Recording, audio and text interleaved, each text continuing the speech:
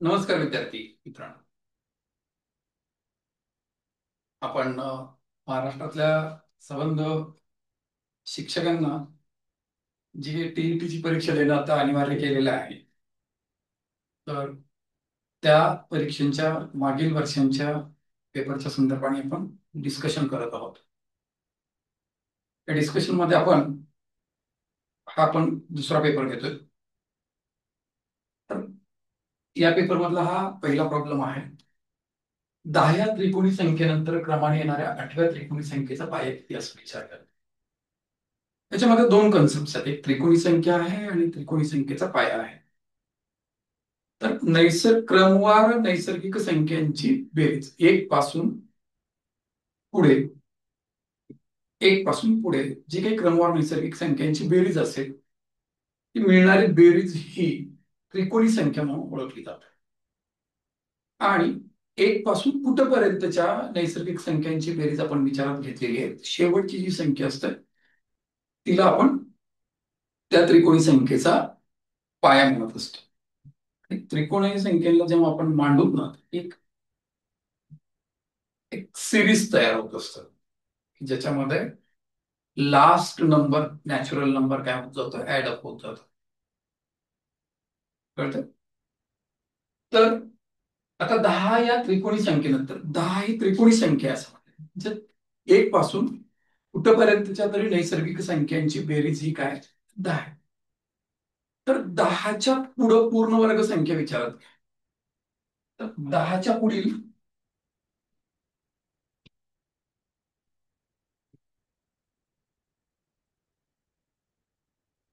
पूर्ण वर्ग संख्या ही 16 आहे. तिचं वर्गमूळ जर घेतलं तुम्ही तर तुम्हाला 4 भेटतं. तर 4 हा 10 या त्रिकोणी संख्येचा पाया म्हणजे काय असतं बघ, तुम्हाला सांगतो मी. 1 पासून 4 पर्यंतच्या सगळ्या संख्यांची बेरीज ही 10 येईल. 1 पासून 4 पर्यंतच्या नैसर्गिक संख्यांची बेरीज 4 आली म्हणालो. जे 1 पासून इथपर्यंतची जी बेरीज असेल नैसर्गिक संख्यांची, that is called as a triangular number. कुठपर्यंतच्या 4 पर्यंत, 4 वर काय base of that triangular number, ते त्या त्रिकोणी संख्येचा पाया म्हणून काम करत आहे. राईट, जे हे पाया झालं. आता काय म्हणते, या संख्येनंतर येणाऱ्या 8व्या त्रिकोणी संख्येचा पाया. आता इथून 8 पुढे जायचं म्हणजे काय, 8 पुढे घेतलं तर किती येईल ते 12 येईल. म्हणजे या 10च्या नंतर जी काही त्रिकोणी संख्या मिळेल त्या त्रिकोणी संख्येचा पाया किती असेल, 12 असेल. किती असेल, 12 असेल. 5, 6, 7, 8, 9, 10, 11 आणि 12. राईट. तर त्या त्रिकोणी संख्येचा पाया किती असेल, 12 असेल.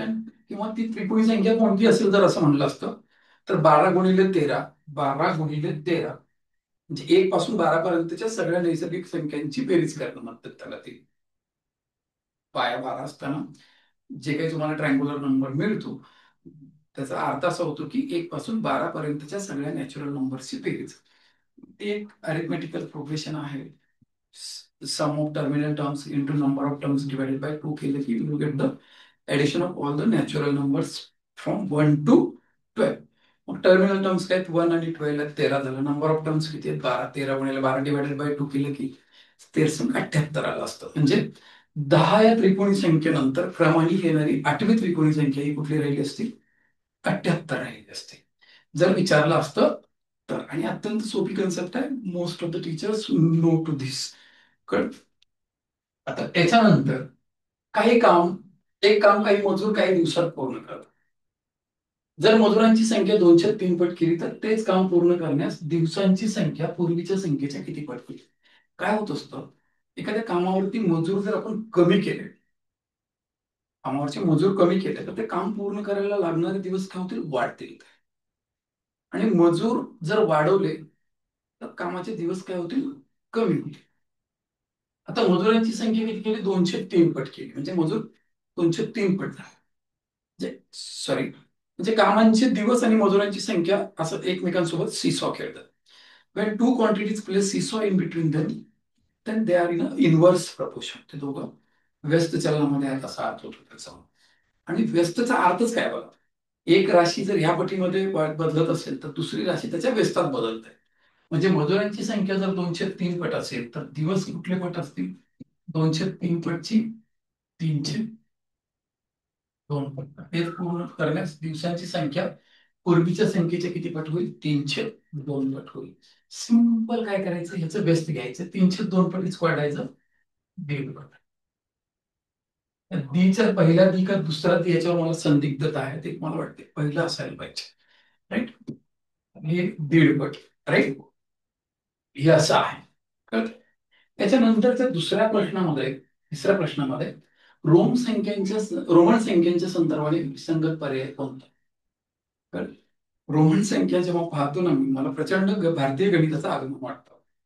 तर जेव्हा केव्हा या लिपीचा विचार झाला होता, साधारणपणे इसवी सन पूर्व 7व्या शतकामध्ये वगैरे, तर जे काही रोमन कॅथोलिक राजे होते किंवा जे काही पोप वगैरे होते, हे लोक देवनागरी अंकलिपी वापरणाऱ्यांचा शिरच्छेद करायचे, देहदंडांची शिक्षा द्यायची त्यांना.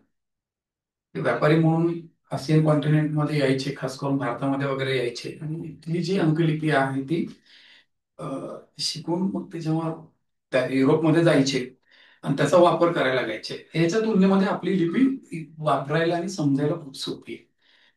पण आपल्या लिपीचा प्रचार आणि प्रसार होऊ नये म्हणून खूप मोठ्या प्रमाणावरती काय मॅसॅकर म्हणता येईल त्याला, खूप जणांना देहदंडांची शिक्षा सुनावली गेली. आज ही लिपी फक्त काही पुस्तकांच्या पानांना, काही सर्टन पानांना, 5-10 पानांना क्रमांक देण्यापुरती मर्यादित आहे. हिचा वापर एवढ्या मोठ्या प्रमाणावरती होत नाही. आज फक्त आणि फक्त देवनागरी लिपीचा वापर होत असतो. जस्ट टू गिव्ह सहज सांगितलं. तर हे काय करायचं आपल्याला, यम भागिले सी वगैरे दिलेला आहे. तर हे यम भागिले सी काय होत असेल? यम म्हणजे काय? 1000. सी म्हणजे काय होईल? 100 होईल. राईट, तर हे किती झालं? 10. एक्स एक्स व्ही म्हणजे काय झालं? हे 25 झालं, गुणिले हे किती आहे? 4. हे किती झालं? 100 झालं. एक्स सी, एक्स सी म्हणजे किती होईल? 90 होईल. 90 प्लस 10 किती झालं? हे 100 झालं.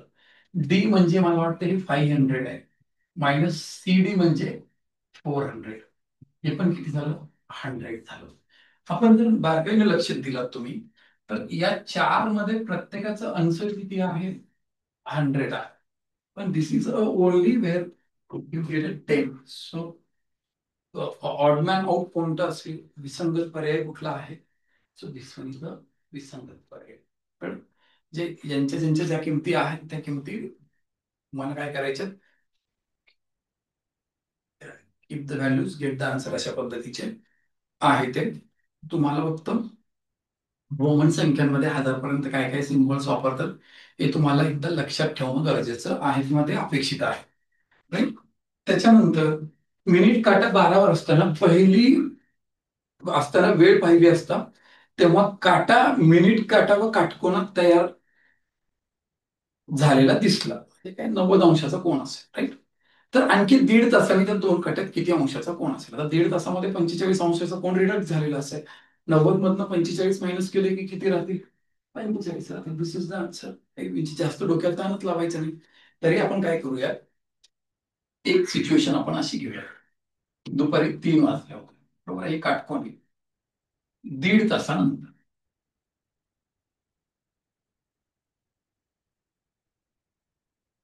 1.5 तासानंतर, कारण याच्यामध्ये 3 तासाचा गॅप आहे. 1.5 तासानंतर 1.5 तासाचा गॅप असेल. तर म्हणून मी काय म्हणत होतो की ते 45 डिग्री मायनस होईल असं म्हणत होतो. पण आता काय होतील? 4:30 वाजले. राईट, म्हणजे हे 4:30 झालेले असतील. 4:30 झालेले असतील. 4:30 झालेले असतील. राईट, तर आपल्याला मेजर ऑफ अँगल आपण कसं काढतो? 4 × 30 - 11/2 तू इंटू 30 करत असतो. हे 120 मायनस 165 मायनस 45 डिग्री. मायनस 45 म्हणजे अँगल सोबत जेव्हा निगेटिव्ह किंवा पॉझिटिव्ह सिम्बॉल लागत असतात तेव्हा तुमचं ते with respect to fix arm, तुमचा मुव्हिंग आर्म कुठल्या डायरेक्शन मध्ये मूव्ह झालाय, whether it is move in anti clockwise direction or clockwise direction, एवढंच त्याचं मिनिंग असतं. त्याच्या पलीकडे त्याचा काही अर्थ नसतो. त्याचा मेजरमेंट वरती कुठला परिणाम होत नाही. तर हे किती असेल? 45 डिग्री असेल. आता हे सूत्र वापरून गणित करणं ऍज अ टीचर म्हणून दिस इज नॉट एक्सपेक्टेड.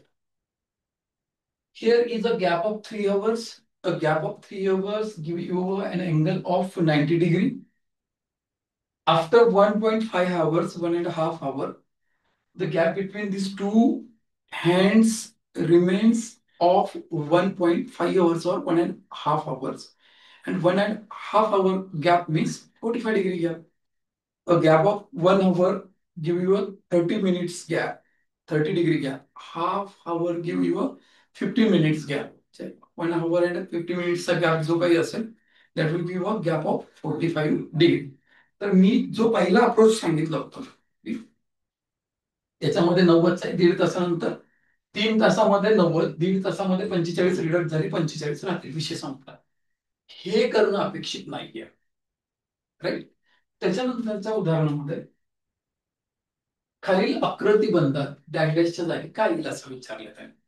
हे एक सिरीज आहे 26, 35, 50, 63 डॅश आणि 91 आहे.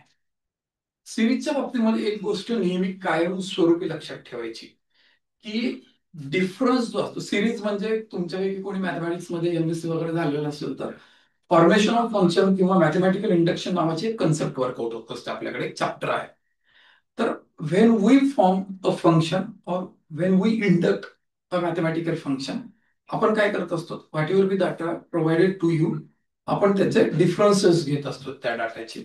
आणि त्या डिफरन्सेस मध्ये आपल्याला काहीतरी एखादी गोष्ट अशी हाताला लागते की ज्याच्यातनं आपण फंक्शनचं फॉर्मेशन करत असतो. आणि as per as mathematical induction और formation of function is concern, near about 95% problems जे काही असतात ते we can solve using that concept. त्याचंच एक छोटं प्रतिनिधित्व म्हणून या सिरीज असत असतं. म्हणून पहिला जो काही पर्याय असतो तो काय करायचा असतो, फरक घेऊन करायचा असतो. त्याच्यामध्ये फरक, पट, घातांक आणि नजर, प घ आणि न असे 4 शब्द वर्कआउट करत असतात. तर तुम्ही एमएससी ला मॅथमॅटिक्स शिकला असेल तर ह्या गोष्टी आपल्याला तिकडं असतात विद्यापीठाच्या म्हणजे प्रत्येक विद्यापीठामध्ये तो सिलेबस कंपल्सरी आहे मॅथमॅटिकल इंडक्शनचा आणि फंक्शन फॉर्मेशनचा. तर तेव्हा आपण ह्या 4 शब्दांवरनं ते तयार करत असतो. मग इथं पण तेच करायचं, कारण त्याचंच हे छोटं रूप आहे सिरीज म्हणजे. म्हणजे तुम्ही जर तुमच्यापैकी काही टीचर्स नवोदयच्या पोरांना शिकवत असतील, स्कॉलरशिपच्या मुलांना शिकवत असतील, त्यातले मॅक्सिमम प्रॉब्लेम्स सुद्धा या चार चार गोष्टींवरतीच काय होतात, सॉल्व्ह होत होतो. मग यातला हा गॅप कितीचा आहे, 11चा आहे. हा गॅप कितीचा आहे, 9चा आहे. हा गॅप कितीचा आहे, 15चा आहे. हा गॅप कितीचा आहे, 13चा आहे. अब क्या होत आहे बच्चा, इथून इथं गेलं तू -2 गेलंस, इथून इथं गेलंस तू +6 गेलास, इथून इथं गेलंस तू -2 गेलंस, इथून इथं गेलंस तू +6 होईल. म्हणजे तुला हा गॅप कितीचा असेल सोनिया, 19चा असेल. 13 मध्ये 6 टाकले, 19 झालं. 13 मध्ये 6 19 झाले किती येईल, 82. 70 आणि 12 82 झालं. राईट. आणि त्याच्यानंतर मग तुला आता काय करावं लागेल, -2 करावं लागेल. सॉरी, इथं 99 आहे. -2 केलं की इथं काय झालं, 17 झालं. 82 + 70 किती झालं, 99 झालं. म्हणजे हे काय झालं, सिरीज तुमची तयार झाली. सिरीज मध्ये साधारणतः 3 प्रकारचे प्रॉब्लेम्स येतात. एक असतं फाइंडिंग मिसिंग टर्म.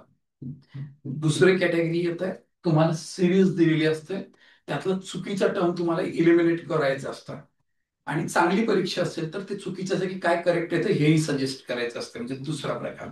आणि तिसरा काय असते, एक सिरीज दिलेली असते, त्याला खाली पॅरलल एक सिरीज डेव्हलप करून खालच्या सिरीज मधल्या एका सर्टन म्हणजे 5वा टर्म कुठला, 7वा टर्म कुठला, 8वा टर्म कोणता, अशा 3 प्रकारची सिरीज वरती प्रश्न विचारले जातात. कळतंय? हल्ली तुम्ही जर इव्हन तो जेईच्या एक्झाम्स ज्या होतात ना, तर त्यांच्या प्रीच्या पेपर्सला जे काही पहिल्यांदा जे प्रिलिमिनरी होते त्याच्या प्रिलिमिनरीच्या एक्झाम्स मध्ये याच्यावरती प्रश्न विचारले गेलेले आहेत. आणि बाकी इकडे तुमचे एलटीएस एमटीएसच्या एक्झाम्स मध्ये पण विचारतात या प्रकारचे प्रश्न.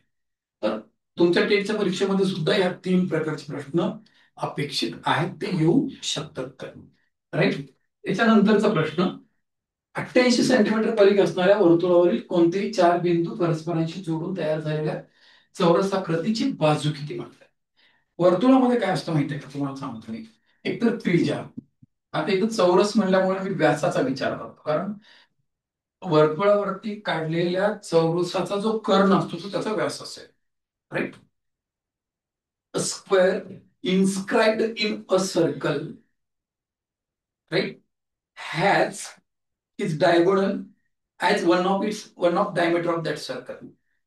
म्हणजे त्या वर्तुळाच्या आतमध्ये in a circle what ever जे काही तुम्ही एक स्क्वेअर इन्स्क्राईब केलेलं आहे त्याचं जे काही डायगोनल असेल, that diagonal is nothing but the diameter of that circle. आता मला इथं व्यास पण घ्यावा लागेल आणि मला काय दिलेलं आहे, परिघ दिलेलं आहे, म्हणजे सर्क्युमफरन्स दिलेला आहे. आता एक जनरल सेन्स काय सांगतो आपल्याला, तर जर तुमचं त्रिज्या 7 असेल तर तुमचा व्यास किती असतो, 14 असतो, आणि हे किती असतं, 44 असतं. या सगळ्यांचे युनिट सेंटीमीटरच असतील आणि हेही सेंटीमीटरच असेल. पण तुम्हाला इथं हे किती दिलेलं आहे, 88 सेंटीमीटर दिलेलं आहे. त्याच्यामुळे तुमचा व्यास किती झाला, 28 सेंटीमीटर झाला. म्हणजे this is diagonal of a square.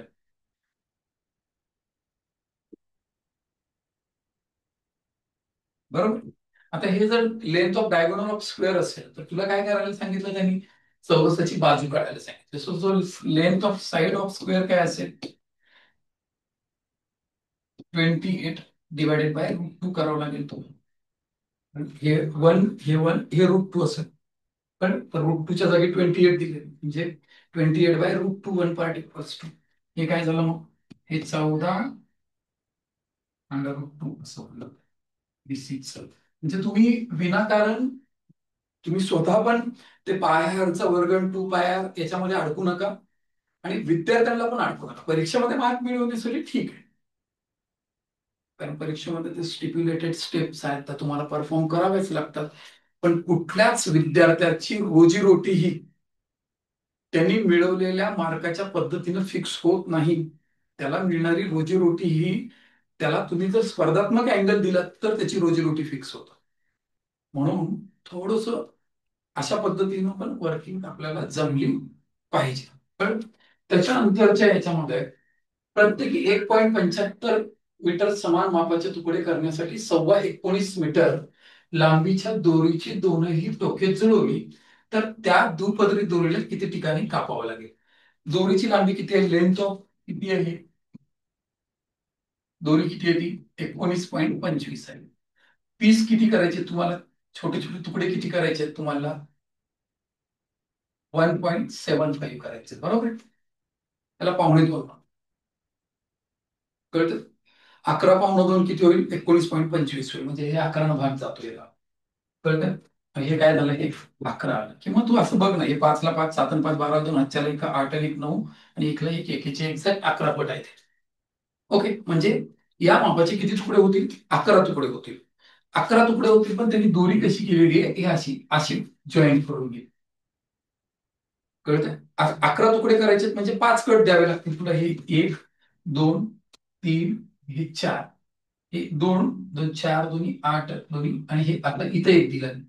तर काय झालं, हे हे 1 तुकडा 2 तुकडा 3 तुकडे 4 5 6 7 8 9 10, हा असा एक अखंड तुकडा राहील. असे किती झाले, 11 तुकडे झाले. पण तुला कट किती द्यावे लागले, 1 2 3 4 आणि 5 कट द्यावे लागले. किती ठिकाणी कापावं लागेल तुम्हाला, 5 ठिकाणी कापावं लागेल. आता हा जो भागाकार होता करण्याची जी पद्धत होती, ती भागाकाराची पद्धत तुम्हाला माहिती असणं अपेक्षित आहे. या ठिकाणी जर तुम्ही .2 न पुढे सरकला आणि 25 न वगैरे तुम्ही भागाकार करत असाल तर you are not performing in a competitive examination, you are preparing a board exam. पाढे तयार केलेत म्हणून म्हणण्यासाठी नाही येत ते, किंवा तुम्ही मेथड ऑफ डिव्हिजन वेदिकची पण अप्लाय करू शकतो तुम्ही.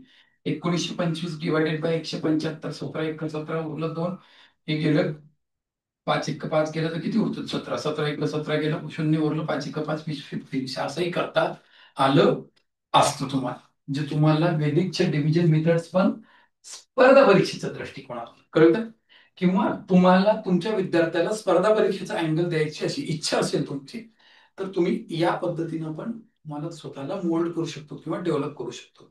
तिथं चान्सेस आहेत तुम्हाला, राईट. त्याच्यानंतर एका संख्येस 15 11 आणि 12 ने भागला असता प्रत्येक वेळेला 4 बाकी होते, तर ती संख्या खालील पर्यायातील कुठली असू शकते? आता बघा, 15 11 12 ने भाग द्यायचा म्हणजे तुम्हाला वरची संख्या विचारली, तर भाग जाणारी संख्या कोणती असेल? एलसीएम असेल, लसावी असेल. आता 15 11 आणि 12चा मला काय करायचं आहे? लसावी. 15 11 व 12चा लसावी घेतो. आता यांचे अनकॉमन फॅक्टर काय होतील? 5 आणि 3 होतील. 5 आणि 4 होतील, 5 20. कुठला कॉमन फॅक्टर आहे? 3 20 3 60, म्हणजे यांचा लसावी 60 आला. 60 ना 11 ला गुणलं काय होईल? 660. कळलं? आता आपल्याला काय विचारलेलं आहे त्यांनी, की बाबा याच्यामध्ये 4 मिळवल्याच्या नंतर, म्हणजे पहिली संख्या तुला याच्यात 4 मिळवलंस तू, तर 660 अधिक 4 664 आहे, तिथं नाहीये. याची दुप्पट करून बघ. 1320 प्लस 4 केलं 1324 आलं. आता याची 3 पट केलं 1980 प्लस 3 पट केलं याच्यात 1980 मध्ये तुम्ही 4 ऍड केलं, 19 किती झालं तुमचं? 84 झालं, आणि तिसरं प्रेझेंट इयर. कळलं? किती झालं ते? 1984 झालं. तुमच्यापैकी बरेच जण अशा पद्धतीने जाण्याची शक्यता नाकारता येत नाही, की इथं 11 भागाकार करून बघायचं आणि मग कुठं बाकी 4 पडते वगैरे. तर ज्याच्या त्याच्या आयडियाज असतात. कळलं? पण तसं जर 2 3 पर्याय उपलब्ध असतील तिथे, सगळ्याच पर्यायामध्ये तेच पॉसिबल तसं असू शक्य आहे. चांगला पेपर काढणारा माणसाने जर तसं केलं तर तुमचं परत वेळ जाण्याची शक्यता नाकारतात. एक नॅचरल प्रोसेस जी असते ना, यू फॉलो दॅट. कळतं? आता एलसीएम काढताना आम्ही असे काटकं नाही लावले, हे असले हे धिंगाणे नका करू. काय चालतं don't. As per as school methods concern, त्याला स्टेपला मार्क्स आहे. In that case that is feasible, ते आपल्याला आपल्याला गव्हर्नमेंटने आपल्याला ते डिफाईन करून दिलेलं आहे. इन दॅट सर्टन सर्कमस्टन्सेस आपल्याला शिकवणं गरजेचं आहे. किंवा आपल्या पोरासाठी तरी नवीन मेथड्स अडॉप्ट करा, किंवा त्याला तरी किंवा अडॉप्ट करायला सांगा तुम्ही. या मेथड्सनी, तुमच्या शाळेतल्या मेथड्सनी त्याचं पोट भरणार नाही. त्याच्यानंतर आता हा एक प्रश्न आहे, अप्रतिम प्रश्न आहे. काय होते? 6.5 मधून 2.5 गेले, 4 राहिले, 4 मधून 3.3 गेले, 0.7 आलं इंटू ते किती झालं तुझं? 2.5 झालं. 2.5 आणि ते किती होतं? 3.2 म्हणजे किती झालं ते? 5.7 झालं, 5.70 आले. गुणिले हे किती होतं? 2.3 3.2 इंटू 3.2 आलंय. पण हे मायनस आहे का? इथे काय होतंय? 2.5 इंटू याचं पण 2.5 आलं आहे. सर असं आहे. हे ए स्क्वेअर मायनस बी स्क्वेअर आहे. ए स्क्वेअर मायनस बी स्क्वेअर म्हणजे ए मायनस बी होईल. म्हणजे काय झालंय? 0.7 इंटू 5.7 जर घेतलं मी यांचा ए मायनस बी, म्हणजे 3.2 मायनस 2.5 किती होईल? 0.7च होईल. आणि ए प्लस बी म्हणजे या दोघांची बेरीज किती होईल? 5.7. न्यूमरेटर आणि डिनोमिनेटर सेम व्हॅल्यूज आहेत, म्हणजे काही कॅन्सल झाल्याच्या नंतर एक दिसते आन्सर. आता एक जनरली काय होत असतं कॉम्पिटेटिव्ह एक्झाम्स मध्ये, हल्ली तर युट्यूबच्या प्लॅटफॉर्ममुळे इतक्या पोर्टलची संख्या वाढली आहे. वाटतं ते आणि वाटतं तसं शिकवणं कमी आणि दुसरंच काहीतरी बबड्यान बब्यान मातीन कोंडे. हा, काय काय ते चालतं बाबा, खूपच भयानक प्रकार आहे ते. कसं मास्तर म्हणते त्याच्यात पोरं लई फास्ट आहेत माहिती. तुम्ही कसं म्हणजेपर्यंत पोरग तिथं दाखवून सगळं उत्तर बित्तर काढतो. ते जपा माहितीये का? हे खूपच भारी आहे माहिती आहे. इथं ह्या प्लॅटफॉर्मचा चांगला वापर व्हायला पाहिजे होता, पण खूप वाईट चाललं असेल. तर असं काही मोठं आलं की त्याचं उत्तर एक लिहायचं म्हणून सांगितलं जातं. असलं की दिसलं डोळ्याला की त्याचं उत्तर एक लिहायचं. कधी कधी येत पण असेल, पण ते नेहमीच येते असातला भाग नाहीये. तर तसं कोणी तुमच्यापैकी कोणी फॉलो करत असेल तर please, that is seamless to us. We are teachers, right? Shameful to us. आपल्याला लाज वाटणार आहे तर नाही, आपण कन्सेप्च्युअलीच केलं पाहिजे. त्याच्यानंतर एका वर्तुळाकृती बागेमध्ये असणाऱ्या आयताकृती मैदानाची लांबी, वर्तुळाकृती आहे असं बाग आहे, त्याच्यामध्ये मैदान आहे, जे तुमच्या डोळ्यासमोर आलं पाहिजे असं वर्तुळ आहे, त्याच्यामध्ये आयत आहे. म्हणजे त्या आयताचा जो काही डायगोनल असेल, त्या diagonal represents diameter of that circular garden. बरोबर? त्याचा जो काही व्यास मिळेल, काय म्हणतात त्याला, कर्ण जो काही मिळेल आयताचा, तर तर तो कर्ण हा त्या वर्तुळाकृती बॅगेचा काय असेल, व्यास असेल. करेक्ट आहे, बरोबर बोललो ना? The diagonal of this rectangular ground inscribed in that circular garden is nothing but the diameter of that circular garden. मग मी आता काय करतो, हे माझा आयत आहे, मी आयत पूर्ण काढत बसत नाही, मला तेवढा हे पण नाहीये. तर त्याची एकाची लांबी किती आहे? 42 आहे. एकाची किती आहे? 56 आहे. मला काय करायचंय, इथं वर्तुळाचा केंद्रबिंदू आहे समजा, हा पूर्ण डायगोनल काढून घेतो. आता हे पायाचा वर्ग कर्णाचा वर्ग असं करत बसायचं नाही. जेवढं होतं तेवढं रेशो घेऊन टाकायचं. तुम्ही रेशो घेतला तर काय, 14 त्रिकम 42, 14 चौक 56, 3 4 ला धरून हे 5 असेल पायथागोरस. याची ही 14 पट आहे, याची 14 पट आहे, याची 14 पट आहे, 14 पंचे 70 मीटर झाला हा डायगोनल. डायगोनल जर 70 मीटर झाला तर तुमचं हे किती रेडियस किती असेल? 35 मीटरचं तुमचं रेडियस आहे, राईट? मग आता तुम्हाला सर्कल आणि रेक्टँग्युलर याच्यातनं तुम्हाला ह्या दोन एरिया मायनस करावं लागतील आणि तुमचा रिमेनिंग पोर्शन असेल, एरिया ऑफ रिमेनिंग पोर्शन असेल. तर मैदान वगळता उर्वरित बागेचा एरिया विचारायला आहे. तर सर्कलचा एरिया पायांचा वर्ग नाही वापरायचा. माझा जर रेडियस 7 असता तर माझं एरिया किती राहिलं असतं? 154 राहिलं असतं. आता मला किती दिलेलं आहे? माझा रेडियस किती आला तर 35 आला, म्हणजे ह्याची किती पट आहे? 5 पट आहे. मग आता मला काय करायचं, एरियाकडे. एरिया हा वर्गाच्या पटीमध्ये बदलत असतो, रेडियसच्या वर्गाच्या पटीमध्ये. हे 5 पटीत बदललं तर 5चा वर्ग किती? 25 झाला. आता याची 25 पट घ्यायचंय, तर 4 त्रिकम 12, 4 त्रिकम 12 आले, 3 उरलं, 4 8 32, 3850 काय झाला हा? मीटरचा वर्ग तुमच्या कशाचा? सर्कलचा एरिया झाला तुमचा. आता तुम्हाला काय विचारलेलं आहे? रेक्टँगलचा एरिया 56 इंटू 42. हे 2100, 240, 12, 252, 2352 झाला हा गुणाकार. किती झाला हा? 2300. गुणाकाराच्या काही पद्धती आहेत ते. 42 न 50 ला गुणलं 2100 आलं. 24, 240 साईज होती 12, 2100 म्हणजे 252 झालं. 2100 252 किती झाले? 2352. आता तुम्हाला याचं काय करायचं? सबस्ट्रॅक्शन करावं लागेल तुम्हाला. हे हे इकडे किती राहतील? 1500 राहतील. 50 ला 50 गेला, आणखी 2 काढायचे. 1400 किती असेल त्या?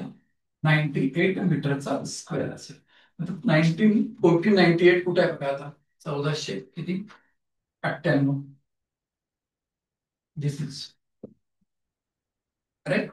तर तुम्ही एक तुमच्या लक्षात येते का की आय एम नॉट युझिंग, मी नीट पायथागोरस पण नाही वापरला. कुठल्या पद्धतीने वापरला? स्मार्ट वे वापरला. मी सर्कलचं फॉर्म्युला पाहायचा वर्ग बिहारच्या वर्गाच्या नादाला लागलो नाही. रेक्टँगलचं कॅल्क्युलेशन करत असताना तिथला जो गुणाकार आहे तो कॅल्क्युलेट करण्याची जी काही रॅपिडिटी, हे बघा, गणितामध्ये कोणी हुशार नसतं. गणितामध्ये जो प्रॅक्टिस करतो तो हुशार असतो. कळलं? असे काही गणितज्ञ आहेत की जे स्कूल ड्रॉप आउट आहेत. असे काही सायंटिस्ट आहेत की जे स्कूल ड्रॉप आउट आहेत. कळतंय? ज्यांनी त्याला आवड म्हणून जोपासलंय आणि जो त्याच्यावरती प्रचंड मेहनत केलंय त्याचं गणित असतं. कळलं का? म्हणजे गणिताचं कसं असतं माहितीये का? हल्ली बरेच जण म्हणतात बघा की तुमचं आवड कशात आहे त्याच्यात करिअर करायला पाहिजे असं चालतंय. माझं थोडंसं उलट आहे. तुम्हाला जे मिळाले ना त्याचं तुम्हाला आवड निर्माण करता आली पाहिजे. What ever you get, you create interest in that. Interest create कधी होतो, ते तुम्हाला जमायला लागेल. तुम्हाला जोपर्यंत जमत नाही तोपर्यंत तुम्ही मेहनत घ्या, तोपर्यंत तुम्हाला ते बोर होईल. Once you get command on that, you feel interest for that. कळतंय? आपण तारे कुठला पिक्चर आला होता तो यांचा, आमिर खानचा, की त्यांनी असं सांगितलं की तुम्हाला इंटरेस्ट असेल त्याच्यात करिअर करा. इंडियन सोसायटीमध्ये दिस इज नॉट फिजिबल. एवढं सोपं नाहीये ते. पिक्चर म्हणून ठीक आहे, पण माझं काय म्हणतोय मी की तुम्हाला जे काही, तुम्हाला जिथं कुठं जाऊन तुम्हाला प्रूव्ह करायचं आहे ना, प्रूव्ह करा ना स्वतःला. मेहनत करा. आपसुकच तुम्हाला एकदा यश मिळायला लागलं की तुम्हाला इंटरेस्ट यायला लागतो त्याच्यावर. तर यश मिळेपर्यंतच तुम्हाला स्वतःचं कॉन्सन्ट्रेशन काय करायचं आहे, हरपू द्यायचं नाही. राईट? हे 10 नंबर आलं. त्याच्यानंतर सविताचं मासिक वेतन 10,000 वेदिकाच्या मासिक वेतनाच्या चौपट. हे सविताचं मासिक वेतन वेदिकाच्या मासिक वेतनाच्या किती पट आहे? 1.25 पट, म्हणजे 504 पट आहे. आणि वेदिकाच्या मासिक वेतनाची रक्कम आसियाच्या वेतनाच्या दुप्पट आहे. आसियाच्या कशी? दुप्पट. राईट? तर सविता व आसियाच्या काय होत असतं की तुम्ही आता हे दुप्पट म्हणजे 201 असतं. याचा डिनॉमिनेटर 4 आहे, याचा डिनॉमिनेटर 1 आहे. 4 1 4. आसियाचा पगार जर 4 पकडला तुम्ही, 4 दोन्ही 8 झालं. 8चे हे किती झालं? 10 झालं. 1.25 पट. तुम्हाला ते 10ला किती दिले त्यांनी सविताचा पगार? 10,000 दिले. मग 10ला 10,000, स्त्रीचा पगार 8ला 8,000, याचा किती हजार? 4ला 4,000 झाला. तुम्हाला सविता आणि आसिया यांच्या मासिक वेतनातला फरक विचारला, दॅट इज हाऊ मच? 6. उगाच काहीतरी के मानू, इथं 2K, मग 8K/4, त्याचे काही. तुम्हाला, तुम्ही लेबर वर्क करायला लागलात ना की तुमचं इंटरेस्ट कमी होतं. कळतं? तेच काम तुम्ही, हे बघा, जेसीबीचा जो चालक असतो त्याच्या हातामध्ये कुदळ फावडं घेऊन त्याला खोदायला लावलं, तर तो काम ज्या इंटरेस्टनं करेल त्याच्यापेक्षा जास्त इंटरेस्टनं काम त्याला जेसीबीचा चालक केल्यावर आहे. तेच काम आहे ना, खोदण्याचंच काम आहे. पण जेव्हा तो जेसीबीचा चालक म्हणून खोदतो कोणी, तेव्हा त्याला असं काय प्राऊड फील होत असतो. हाईटवर बसून वगैरे काढतोय, खोदण्याचंच काम करतोय तो.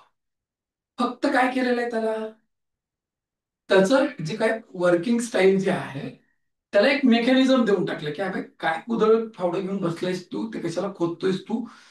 त्याची जी मशीन आहे ना ते तुला शिकवतो मी. शिकव. म्हणून काय म्हणतो मी की गणितामध्ये जे समीकरण, पाढे, सूत्र आहेत ना, हे म्हणजे कुदळ फावडे आहेत.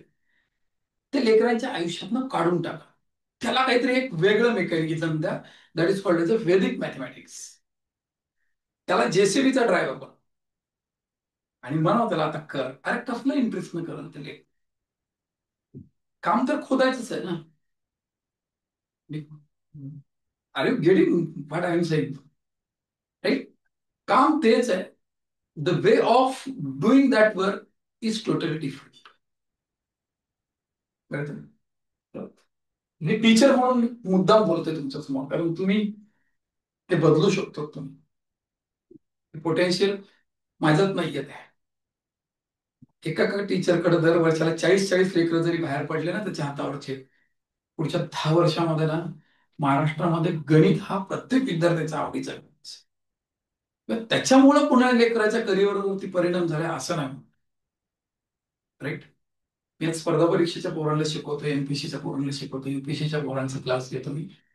तर असे असंख्य विद्यार्थी आहेत, ज्या विद्यार्थ्यांचं बाकी विषयाचं ज्ञान अमेझिंग आहे, फक्त गणित या विषयामुळे अडलेत लेकर. फक्त गणित. आणि एक गोष्ट सांगू का, आपण तेव्हा त्या पोरांचं, जेव्हा त्याच्या गणित या विषयाच्या अं, अपयशाबद्दल किंवा त्याच्या अपरिपूर्णतेबद्दल आपण त्याचं विश्लेषण करू ना, तेव्हा त्याचं शेवटचं रिझन आपण असतो as a teacher. We are responsible. का म्हणतो असं? जर ते विद्यार्थी सक्सेस झाला, साधा एसटीआय जरी झाला, एएसओ जरी झाला, तर वी सेड ही इज माय, तो माझा विद्यार्थी. मग त्याच परीक्षेमध्ये त्याच वर्गामध्ये शिकलेला दुसरा एक विद्यार्थी जर नापास झाला असेल, तर आपल्यात ती धमक असली पाहिजे सांगायची की ही इज ऑल्सो माय, ते सुद्धा माझ्यामुळेच नापास झालं. जर ते तुमचा स्टुडंट असेल तर ही सुद्धा स्टुडंट आहे. तर ह्या मेथड्स मध्ये काय दम आहे सांगतो तुम्हाला मुद्दाम. ह्या मेथड्स ज्या आहेत त्या प्रत्येक विद्यार्थ्याचा इंटरेस्ट मेंटेन ठेवते. करा तुम्ही. जरा विषयांतर झालं बोलण्यावर. मला तुमच्याकडनं खूप अपेक्षा आहेत टीचर्स कडनं. मी माझं जेव्हा पुस्तक लिहिलं तर फक्त महाराष्ट्रातल्या सगळ्या टीचर्सला डोळ्यासमोर ठेवून लिहिलं.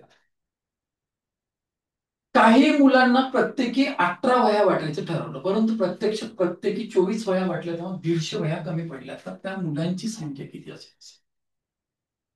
मुलांची संख्या तर तेवढीच आहे ना, इकडे तेवढेच आहेत तिकडं. म्हणजे 18 वह्या दिलं तेव्हाही किती होते पोरं? तेवढेच होते.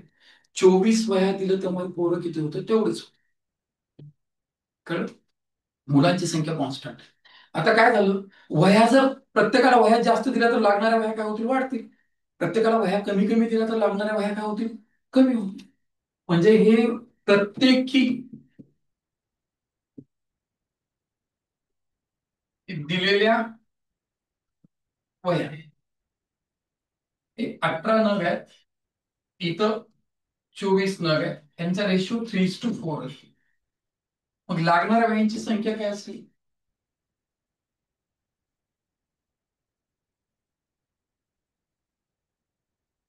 Right. The number of notebooks given to each student and total number of notebook required to distribute among the student is in a direct proportion. कारण विद्यार्थ्यांची संख्या कॉन्स्टंट असेल, तर माझ्या वर्गातल्या मी प्रत्येक विद्यार्थ्यांना वह्या जर जास्त देत असेल, तर मला नंबर ऑफ वह्या पण कशा लागतील? जास्तच लागतील. मी प्रत्येक विद्यार्थ्याला वह्या कमी देत असेल, तर लागणाऱ्या वह्या पण काय होतील? कमीच होतील. एकच मिनिट, आपली स्क्रीन ब्लिंक करते. एकच मिनिट.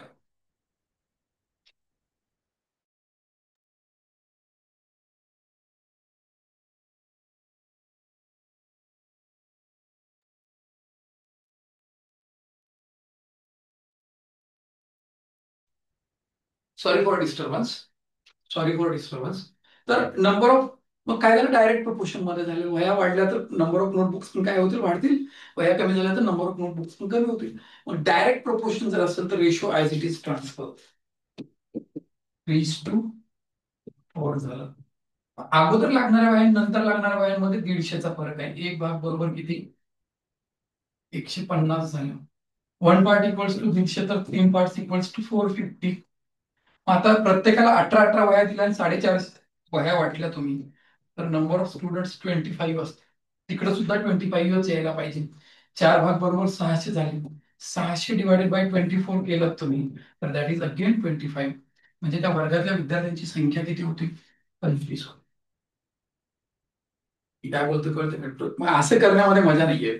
लेट यस आहे, यस 18 प्लस 24 काय नंबर ऑफ स्टुडंट्स मायनस 6 बरोबर तसंही चाललं असतं तुम्हाला केलं तर. समीकरण मांडून केलं तरी म्हणजे जमलं असतं. पण हे व्हॅरिएशनचा वापर करण्यामुळे काय होतं? 18, 24, 3, 4 कितीचा गॅप पडतोय? किंवा ह्याच्यामध्ये किती वह्याचा गॅप पडला? 6चा गॅप पडला. तुला किती वह्या दिले? 150चा फरक पडायला लागला. एका पोराला 6चा गॅप, तर 150च्या गॅपला 25 पोरं जबाबदार. अशा पद्धतीने सुद्धा वर्कआउट करता आला असतं. गणित आहे, त्याला मल्टिपल एंगल्स असतील, मल्टिपल अप्रोचेस असतील. एका पोराला किती दिल्या मी? 18. आता किती द्यायला लागलो? 24. किती वाढल्या? 6. म्हणजे 6 वाढायला लागल्या. म्हणजे किती वह्या कमी पडल्या? 150. म्हणजे वाढल्या किती असतं? 150. एका पोराला 6 तर 150चं किती झालं असतं? 25 झालं असतं. अशा पद्धतीने सुद्धा जमलं असतं. पण हे व्हॅरिएशनची जी कन्सेप्ट आहे, जेव्हा प्रॉब्लेम्स मोर कॉम्प्लिकेटेड केले जाते तेव्हा व्हॅरिएशन खूप मोठ्या प्रमाणामध्ये मदतीला दान येत असतो. कळलं? त्याच्यानंतर शेजारील आकृतीमध्ये चौकोनांची संख्या मोजायची. आता काय करतो मी? ही लाईन विचारात घेतो आधी. या लाईनच्या इकडे एक चौकोन आहे, इकडे एक चौकोन आहे, म्हणजे ह्या लाईनवरती 2 झाले. ती लाईन विचारात घेतलं, इकडे एक चौकोन आहे, इथे एक चौकोन आहे, 2, इथं 3 झाले. राईट. म्हणजे हा इकडे एक झाला, इथं दोन, आणि हा तीन झाले. म्हणजे एकदा दोन झाले, एकदा किती झाले, सॉरी एकच मिनिट. या लाईनवरती मी जेव्हा विचारात घेतो तेव्हा हा एक चौकोन, हा दुसरा, आणि हा तीन, या लाईनवरती तीन झाले, राईट. या लाईनवरती पण किती होतील तुमचे, हा एक, हा हा तुमचा दोन झाले, राईट. तिसरं काही तयार होणार नाही तुमचा. आता याच्यावरती आलात तुम्ही, तर याच्यावरती हा एक तयार झाला इथं, राईट. हा दोन तयार झाला तुमचा, राईट. दोन म्हणजे हे बच्यावरती पण परत किती झाले, दोन झाले. आणि हा मोठा आहे, किती झाले, तीन आणि दोन, पाच आणि दोन, सात आणि एक, ते मोठा आठ झाले, राईट. शेजारी आकृतीवरून चौकोनांची संख्या किती, हा त्या मुवमेंटला तुम्ही कशा पद्धतीने सेलिब्रेट करतो त्याच्यावरती अवलंबून आहे. त्याच्यामध्ये काही विशिष्ट अशा काही टेक्निक्स वगैरे लागू होतात सगळीकडेच युनिव्हर्सली असातला भाग नाही. पण काही सिमेट्रिकल फिगर्स असतील तिथे लागू होतो. हे अनसिमेट्रिकल असे फिगर्स दिला तर you have to be calculate, त्याला बघून तुला वर्कआउट करावं लागेल. त्याच्यानंतरच 56 वस्तू समान वाटायच्या असतील तर किती प्रकारे वाटता येतील. वाटायचे म्हणजे तुला डिस्ट्रीब्यूट करायचे, तर वाटताना तुला काय करावं लागेल, वस्तू काही तोडता येणार नाही. म्हणजे 56 ला भाग जाणाऱ्या संख्यांची संख्या ही काय असतील, जेवढ्या असतील तेवढ्या वाटण्याचे प्रकार असतील. तर ती काय करतो, म्हणजे number of factors of 56 equals to number of possible ways of distribution of 56 objects. म्हणजे तुम्हाला 55 वस्तू वाटण्याचे जे काही तुम्हाला अ, अ, प्रकार पाहिजे ते कशाच्या बरोबर असतील, 56च्या अवयवांच्या पॉसिबल संख्येच्या बरोबर असतील. मग 56चे अवयव काय पडतील, 56 equals to 2 to the power 3 into 7. Possible number of possible factors किती असतील, तर हे 3चा पॉवर आहे, म्हणजे 3 + 1. इथं एक आहे म्हणजे हे 1 + 1, 3 आणि 1 4, आणि हे 2, 4 दोन्ही 8. तर 50 number of 56 atoms can be distributed in how many different ways? 8 different ways मी काय करता येईल, त्याला काय करता येईल, वाटता येईल. म्हणजे आता बघा, एक एक प्रत्येकाला एक एक दिलं, 56 प्रकारे म्हणजे 56 वाटले. 2 दिलं 28 वाटलं, 4 दिलं 14 प्रकारे वाटलं, 7 दिलं 8 प्रकारे वाटलं, 8 दिलं 7 न वाटलं, राईट. 8च्या नंतर मग 14 दिलं, 28 दिलं आणि 56. मोजा तुम्ही, 1 2 3 4 5 6 7 8 नंबर किती झाले, ते 8च झाले ना. मग परीक्षेमध्ये अशा अवयव पाडून तुम्हाला वर्कआउट करता येणार नाही, राईट. तर त्याच्यानंतर 2 अंकी समसंख्यांची बेरीज किती म्हटलं, तर 2 अंकी पहिली समसंख्या किती असेल, 10 असेल. त्याच्यानंतरची 2 अंकी समसंख्या कोणती आहे, 98 आहे.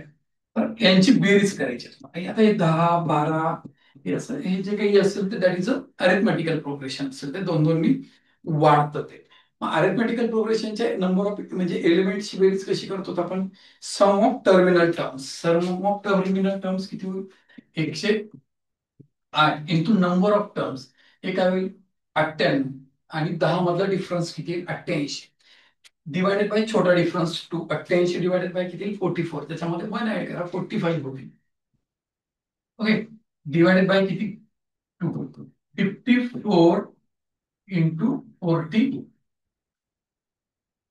विचारलं ते, काही टेन्शन. म्हणजे 9 3 30 81 24 30 असं उत्तर येईल.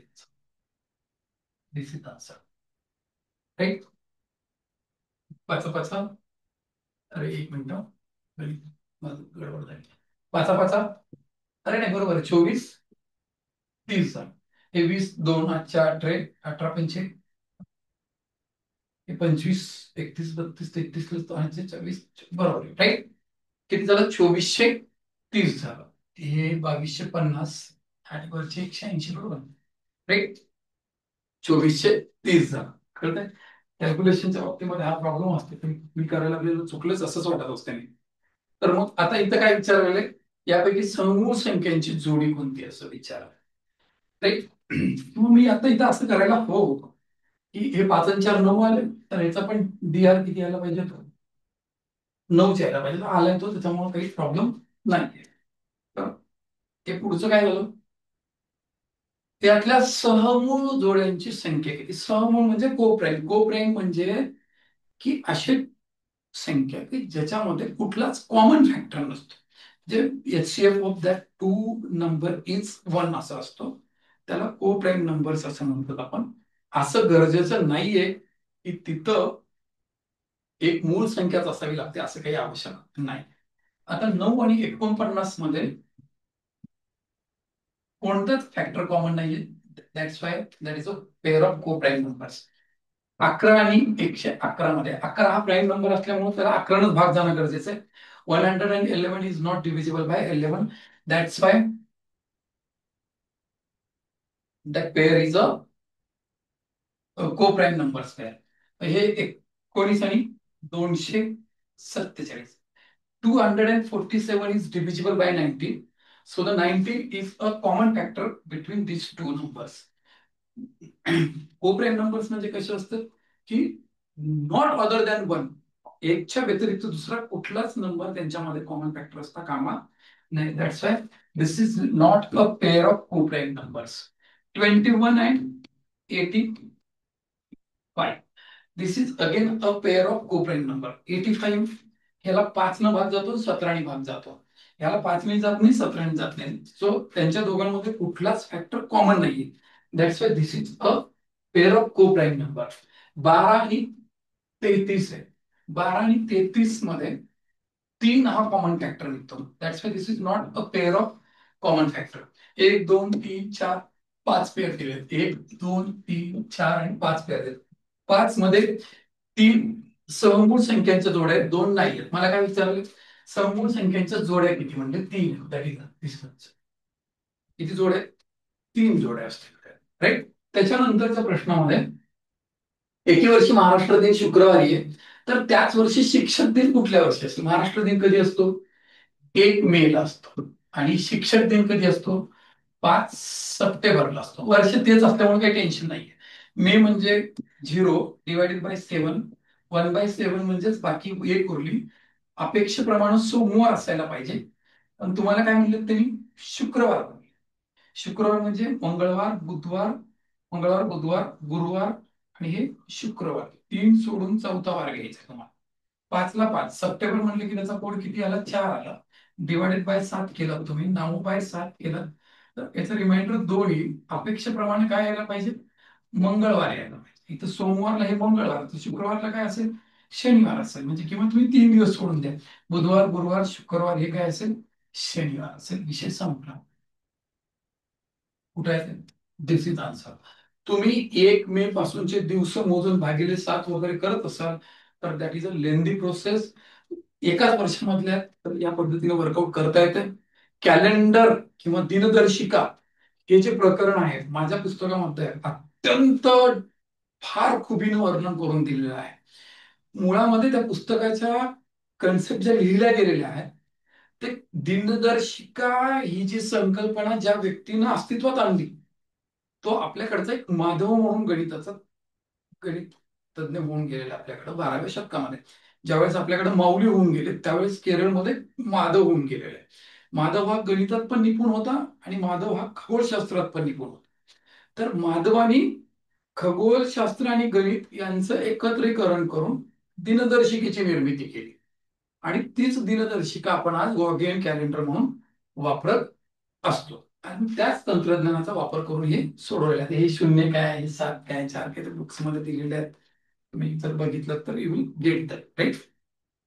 त्याच्यानंतर एका विशिष्ट रकमेच्या 718 पट रक्कम वेदला, 205 पट रक्कम आलोकला, 308 पट रक्कम सायला किंवा 611 पट रक्कम वीणाला दिली असेल तर सर्वात कमी रक्कम कुणाला मिळाली. त्याच्यात इनडायरेक्टली काय सांगितलेलं आहे तुला, की तुला त्यांनी कम्पेअर करायला सांगितलेलं आहे. आता हे कम्पेअर करण्याच्या 2-3 पद्धती आहेत. एक तर याला तुम्ही पॉइंट मध्ये कन्वर्ट करून 1, दुसरं असेल तुम्ही त्याला पर्सेंटेज मध्ये कन्वर्ट करून 2, तिसरं असेल तुम्ही त्याला ह्या सगळ्यांचा एलसीएम घेतलं तुम्ही आणि त्या एलसीएम ने मल्टिप्लाय करून मिळणारे नंबर्स असतील. आता हे 18, 5, 8 आणि 11, 11 आणि 5 हे प्राईम नंबर असल्यामुळे ना, जो काही आता तो आकडा भेटणार आहे तो मोठा असणार आहे एकदम. कळलं? तर मी त्याच्या नादाला लागत नाही. माझ्याकडे एलसीएमची मेथड जी आहे ती मी रिडक्ट करतो. मग मी कशा पद्धतीने करू? तर मी काय करतो, पर्सेंटेजच्या मेथडने जातो मी. 7/18 दिलेलं आहे, याला मी पर्सेंटेज मध्ये जर केलं कन्वर्ट, तर 7/18% झाले. दिस इज 350/9 झालंय. 350/9% म्हणजे 9 5 हे 9 चोक 9 त्रिक 27, 8 उरलं, 80 झाले.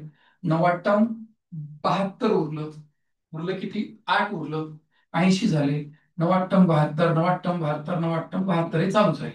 राईट. आता हे 2/5 पट दिलेलं आहे, याला मी कन्वर्ट केलं पर्सेंटेज मध्ये. 2/5 कन्वर्ट केलं तर हे किती झालं? हे 40% झालं. हे 3/8 झालं. हे 3/8 ला मी पर्सेंटेज मध्ये कन्वर्ट केलं. मी 3/8 ला पर्सेंटेज मध्ये कन्वर्ट केलं तर दॅट इज 37.5% झालं. हे त्याच्यानंतर कोण आहे? 6/11 आहे. 6/11 ला मी 100 मध्ये कन्वर्ट केले, पर्सेंटेज मध्ये कन्वर्ट करायचं ठरवलं मी. 54.44 असं येईल. मला सगळ्यात कमी विचारलेलं आहे. सर्वात कमी कुठे आहे? 37.5 आहे. 37.5 म्हणजे कोणाचे? ती रक्कम सानियाची आहे. So Sania is the.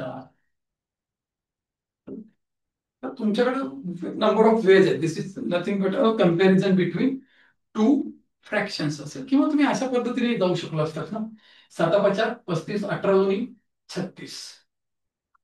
जे हा लहान, मग हे लहान आहे तर हा मोठा कटला याच्या मागला. तर ह्या दोघांमध्ये 7 8 56, 18 54. मग आता कोण लहान आहे? हे लहान आहे. आता राहिले ह्या दोघांमध्ये कन्वर्ट. 33 48. मग लहान कोण आहे? हीच आहे. म्हणजे दिस इज आन्सर. ते पण करता आलं असतं. तुमच्या मर्जीचा प्रश्न. म्हणजे चौथा अप्रोच पण आहे. म्हणजे आपण शाळेतल्या पोरांना शिकवत असतो ना की 2 मध्ये कम्पेअर कसं करायचं, त्याच्यानुसार केलं. ह्या दोघांमध्ये कम्पेअर केलं.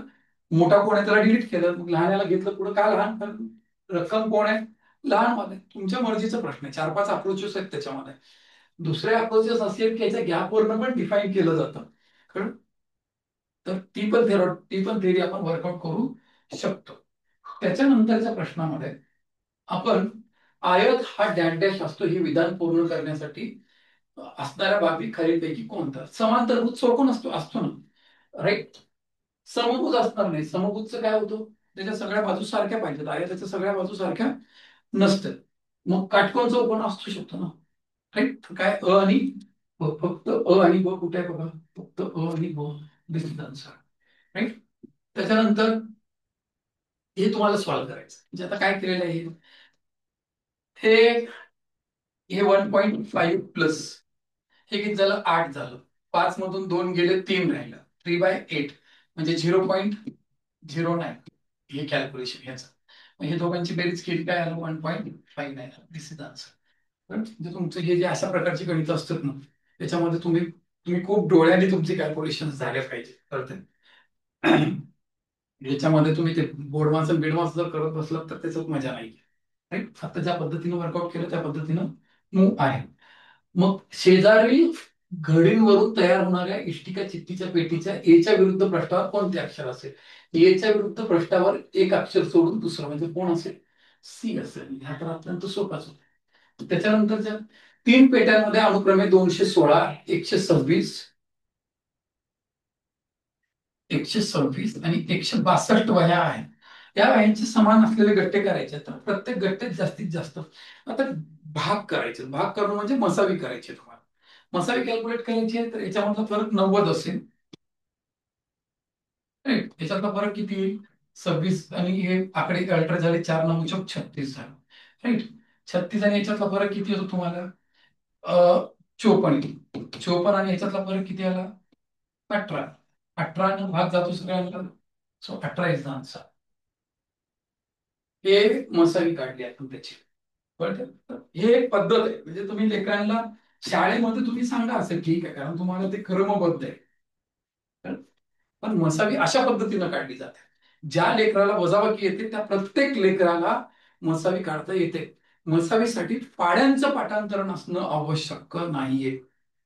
आपलं जर आपल्या लेकरांना किंवा आपण स्वतः अवयव पद्धतीनं काढत असू तर तिथं पाड्यांचं पाठांतरण गरजेचं असतं. जर त्याच्यामध्ये 73 आणि 37 सारखे जर प्राईम नंबर्स दोघांचा गुणाकार आला असेल तर तुमच्या लेकराला ना 37चा पाढा पाठ आहे ना 73चा पाढा पाठ आहे. कळतं? त्याच्यामुळं शाळेतल्या मेथड शाळेत असूच द्या. किमान तुमच्या स्वतःच्या मुलापुरतं तरी तुम्ही तुमचं गणित बदला. समजलं? तर त्याच्यानंतर 49.247 या संख्येतील उजवीकडील चारची स्थानिक किंमत डावीकडील चारच्या स्थानकाच्या किती पट आहे असं विचारलंय. हे 2. उजवीकडील चारची स्थानिक किंमत ही डावीकडील चारच्या स्थानिक किमतीच्या याच्या किती पट आहे असं विचार. इथून इकडे जायचंय. इथून इथे गेलं -1/10 अगेन 1/10 1/10 म्हणजे 1/10 इंटू 1/10 इंटू 1/10 म्हणजे 1/10चा घन झाला तो वर आला की 10चा -3 घातांक दिसेल. याची याच्या तुलनेत किती पट आहे तर 0.04 is 10 to the power -3 times of this 40. कळतं? तर हे तर काय म्हणजे प्लेस व्हॅल्यू वरतीच होतं. अतिशय सिंपल होतं. त्याला काही कॅल्क्युलेट करायची गरजच नाहीये. इथं शेजारील समभुज चौकोनामध्ये हा समभुज चौकोन दिलाय. याच्या एन या डिग्रीचं माप काढायला सांगितलेलं आहे. कसं काढता येईल हे एनचं माप?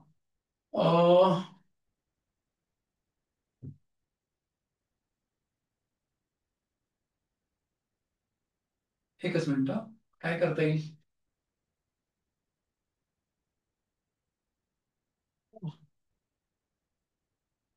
समभुज चौकोन आहे. हे शब्दाकडे लक्ष देऊ. हा समभुज चौकोन.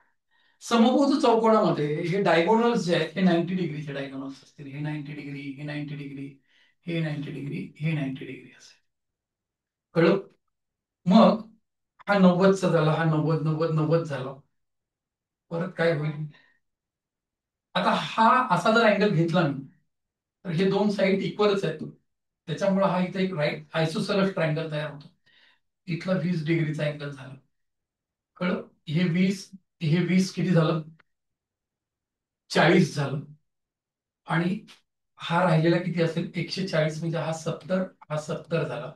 जी यांची किंमत किती आहे? 70 आहे. This is answer. राईट? काय काय केलं?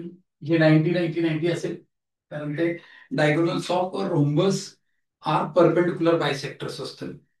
आणि मग हा एक आयसोसेलेस ट्रायंगल कन्सिडर केला. बेसला बेसचे 20 झाले, 140 झालं ते.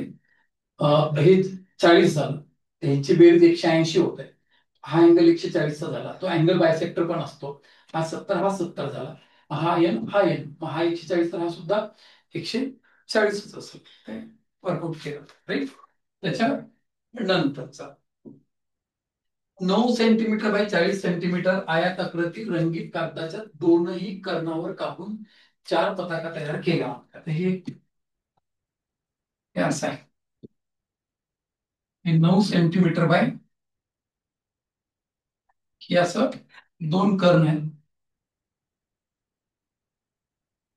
आता हे पूर्ण 41 असेल. हा हे हे 9 हे 40 सेंटीमीटर हे काटकोन हे काय असेल? 41 असेल. तर इथून एवढा 20.5 इथून एवढा 20.5 इथून एवढा 20.5 इथून एवढा 20.5 असेल. राईट? त्यांचं म्हणणं काय? कापून तयार केलं दोन मोठ्या पताकांची एकूण परिमिती. आता मोठे पताका म्हणजे लांबीवरची पताका म्हणजे हे दोन मोठे पताकांच्या परिमितीची हे आणि हे विचारले. राईट? आता हे 20.5 किती झाले? 41 झाले. 41 आणि 40 किती झालं? 81. याची परिमिती 81 सेंटीमीटर आली. त्याची सुद्धा किती? 81 सेंटीमीटर आली. तर दोन पताकांची एकूण बेरीज परिमिती किती असेल? तर 81 प्लस 81 किती असेल?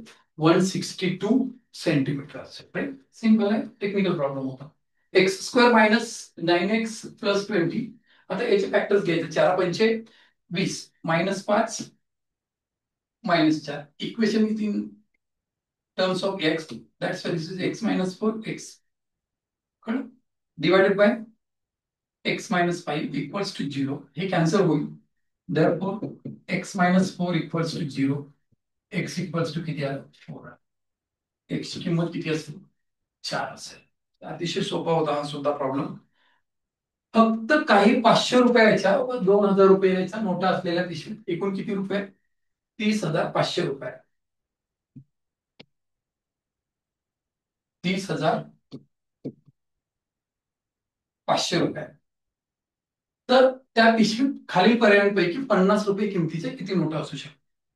आता जर 23 नोटा असतील 50च्या तर काय करावं लागेल तुला. सॉरी 500च्या जर 23 नोटा असतील 500च्या 23 नोटा म्हणजे किती झाले 11,500 रुपये झाले. 11,500 जर मी याच्यातनं मायनस केलं मी तर मला किती उरतील 19,000. आणि 19,000 मध्ये 2,000च्या नोटा शिल्लक राहणार नाही, त्यामुळे 23 काही नोटा असणार नाही, ती कॅन्सल झालं. हे 30,500 मध्ये 39 नोटा जर तुमच्या काय असतील कोणाचे असतील 500चे असतील. 39 नोटा जर 500च्या असतील तर त्याची किंमत 19,500 रुपये. तर 500 गेले 11,000 मध्ये 2,000च्या नोटा काही बसणार नाही, ते सुद्धा गोंधळला कार्यक्रम त्याचा. राईट. मग आता माझ्याकडे एकूण 30,500 रुपये आहेत. 500 जर 40 नोटा असते तर 21,500 रुपये गेले असते म्हणजे त्याच्यामध्ये. उरलं किती असतं 9,000. 9,000 मध्ये 2,000च्या नोटा काही बसणार नाही कारण 4.5 नोट नसतंच. राईट. मग आता 49 येतं 30,500 मध्ये 49 नोटा तुमच्या कशाच्या 500च्या म्हणजे किती गेले तुमचे 24,500 गेले. तर उरले किती 6,000. 6,000 मध्ये 2,000चे किती नोटा असतील 3 नोटा असतील. तर 500च्या किती नोटा असू शकतील 49 नोटा असू शकतात. या नोटा असू शकणार नाही कारण शिल्लक राहिलेल्या रकमेवरती 2,000च्या नोटा ह्या पूर्णांक स्वरूपामध्ये असणार नाही. तर नोटांची संख्या ही पूर्णांक असते, ती पॉइंट मध्ये असणार नाही. त्याच्यानंतर एका कोणाचा पूरक कोण आणि कोटी कोण यांच्या मापाची बेरीज किती आहे 200. राईट. समजा एक अँगल EN आहे, याचा अँगल ऑफ सप्लिमेंट किती असेल 180 मायनस EN असेल. याचा कॉम्प्लिमेंटरी अँगल किती असेल 90 मायनस EN असेल. या दोघांचे ऍडिशन किती आहे 200 डिग्री आहे. This is 270. 70 degree equals to 2N. So N equals to किती डिग्री असेल 35 डिग्री असेल. यांचं व्हॅल्यू किती असेल तर त्या कोणाचं माप किती असेल 35 डिग्री असेल. राईट. त्याच्या नंतरच्या प्रश्नामध्ये आपल्याला एक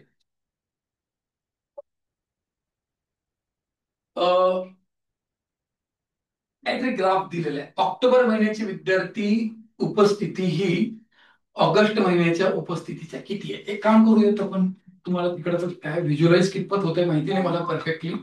तर याचं अशा पद्धतीने वर्कआउट करू दे. जून महिन्याचे किती आहे हे 60 आहे. जुलैचे किती आहे 75 आहे. हे किती आहे 80 आहे. हे किती आहे 65 आहे.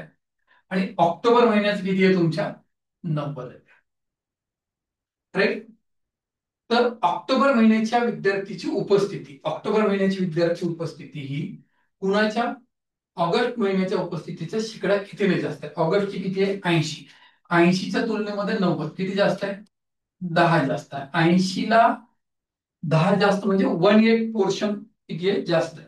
1/8 मीन्स 12.5% काय ते जास्त आहे. त्याच्यानंतर किती महिन्यात विद्यार्थ्यांची शेकडा उपस्थिती 5 महिन्यातील शेकडा सरासरी उपस्थितीपेक्षा कमी आहे असं विचार.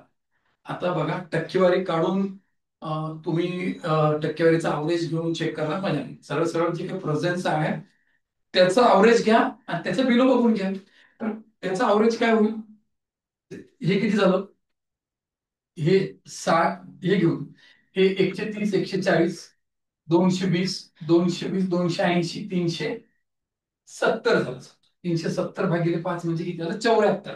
74 पेक्षा कमी कुठं कुठे एक आहे 2. अवरेज बिलो कुठं किती किती वेळेस आहे बिलो कमी किती आहे उपस्थिती किती वेळेस आहे कमी ऍव्हरेज पेक्षा 2 वेळेस कमी आहे. राईट. तर बाकी आता याचा पुढे काही अथॉरिटी क्वेश्चन्स आहेत. तर कन्सेप्ट आणि कन्सेप्टचं utilisation in a quick way म्हणता येणार नाही, पण इन अ इंटेलिजंट वे म्हणून त्याला, हे खूप अपेक्षित असतं एक. आणि हे तुम्ही, आता तुमची परीक्षा आहे म्हणून तुम्हाला करणं कर्मप्राप्त आहे. ठीक आहे, हे एक्झाम सोडून द्या तुम्ही, एक्झामचं टेन्शन नका घेऊ, तुम्ही तर पास होणारच आहे, तर तुमचं रिझल्ट येणारच आहे. पण एक एक परफेक्ट टीचर म्हणून लाईफमध्ये सेल्फ अचिव्हमेंट असते प्रत्येक गोष्टीची. कळलं? तर असं वाटतं ना की मला माझे स्टुडंट्स या कॅडरमध्ये गेले पाहिजे, असं असं झालं पाहिजे, असतं प्रत्येक टीचरचं ड्रीम असतं, किंवा स्वतःच्या लेकरापुरतं तर असतं ड्रीम. कळलं काय? तर त्याला तुम्हाला प्रोव्हाइड करताना तुम्ही जर अशा पद्धतीनं त्याला प्रोव्हाइड केलं, तर तुमचं लेकरू हे लागलीच स्पर्धा परीक्षेच्या अँगलनी पण तयार होईल. मग ती स्पर्धा परीक्षा ही तुमच्या लेकरांची स्कूल लेवलला एनएमएस असेल, नवोदय असेल, एमटीएस असेल, होमी बाबा असेल, माती असेल, दोंडे असेल, दगड असेल, सातारा असेल, काही असेल. मुलगा मोठा झाला, IIT जेईई देतोय, नीट देतोय, किंवा MSCET देतोय, काही देतोय, कुठलाही बीट सॅट देतोय, किंवा तुमच्या पोराला तुम्हाला युएस पाठवायचं, सॅट देतोय, काही द्या. तुमच्या पोराचं ग्रॅज्युएशन झालं, MPSC करायचं ठरलं, MPSC ला पण आल्यावर तेच करावं लागतं, MBA एंट्रन्स द्यायचं आहे, तेच करावं लागतं. पुढं तुम्हाला कुठेही गेलात तुम्ही, तर तुम्हाला कुठे ना कुठे, इव्हन जर तुम्ही इंजिनिअरिंग कम्प्लीट केल्याच्या नंतर कंपनीमध्ये जायचं तरी you have to mock aptitude test. आणि आता तर इथून जमाना डाटा सायन्स, आर्टिफिशियल इंटेलिजन्सचा आहे. खूप चांगले करिअर्स असणार आहेत पोरांच्या आयुष्यामध्ये. मॅथमॅटिक्स या विषयाच्या परफेक्शन वरती त्या लेकराच्या करिअरचा पाया ठरलेला असेल. आर्टिफिशियल इंटेलिजन्स असो, डाटा सायन्स असो, हे सगळं गणितावर डिपेंड आहे. कळलं? आणि त्यात तुमचं योगदान ऍज अ टीचर म्हणून तुमच्या विद्यार्थ्यांसाठी आणि तुमच्या स्वतःच्या मुलासाठी खूप गरजेचं आहे. तर हे एक असं एक हे या पद्धतीने सांगायचा प्रयत्न केलाय.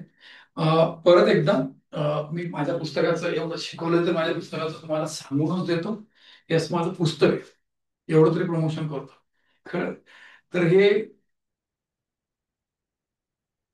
वैदिक कन्सेप्ट वरती लिहिलेलं पुस्तक आहे. याचा एकही पान चोरून लिहिलेलं नाही. यातल्या मेथड्स ज्या काही आहेत त्या तुम्हाला एकाच ठिकाणी कुठंच भेटणार नाही. कळलं? जे कंपाऊंड इंटरेस्ट काढायचं आहे तर पास्कल ट्रायंगलचा वापर केलेला आहे. सिंपल इंटरेस्ट काढायचा आहे तर लाईन मेथड्सचा युटिलायझेशन केलेला आहे. कॅलेंडर काढायचं आहे, माधवाची मेथड यूज केलेली आहे. तुम्हाला प्रोबॅबिलिटी परम्युटेशन कॉम्बिनेशन काढायचं आहे तर इजिप्शियन मॅथमॅटिशियन्सचा वापर केलेला आहे. त्याच्यानंतर तुम्हाला वयवारी काढायचं आहे तर क्रॅमर्स रूलचा वापर करून सांगितलेला आहे. तुम्हाला भागीदारी वगैरे काढायचं आहे तर लाईन मेथड्स मी एक्सप्लेन केलेला आहे. तुम्हाला मिक्सर अलिगेशन काढायचं आहे तर माधवाच्या स्केलचा वापर करून सांगितलेला आहे. तुम्हाला रेशिओ प्रपोर्शन सांगितलं आहे, माधवाच्या स्केलनं सांगितलेलं आहे. तुम्हाला percentage loss profit, simple interest, percentage loss profit शिकवलेलं असेल तर तुम्हाला युझिंग कन्सेप्ट ऑफ फ्रॅक्शन शिकवलेलं आहे, पर्सेंटेज म्हणून शिकवलेलं नाहीये. कारण 19 चॅप्टर इन्क्लूड केलेले आहेत आणि ह्या 19ही चॅप्टर्स मध्ये प्रत्येक चॅप्टरला काहीतरी नाविन्यपूर्ण दिलेलं आहे. कळतं? तर हे पुस्तक तुम्ही तुमच्या जवळच्या दुकानदाराकडे मागणी नोंदवा. आणि हे एक तुम्हाला म्हणजे ऍज अ टीचर म्हणून तुम्हाला खूप फायदा देणार पुस्तक असं आहे. हे पुस्तक तर किमान नुसतं बघून तरी घ्या, दुकानात तरी पुस्तकाच्या दुकानात गेलात तर किमान तिथं जाऊन मागणी नोंदवा, मागणी बघा तरी चालेल. तर हे लेक्चर इकडे थांबवतो. पुढच्या लेक्चरला आणखी एका प्रिपेअरला घेऊन तुमच्या भेटीला येतो. तोपर्यंत नमस्कार.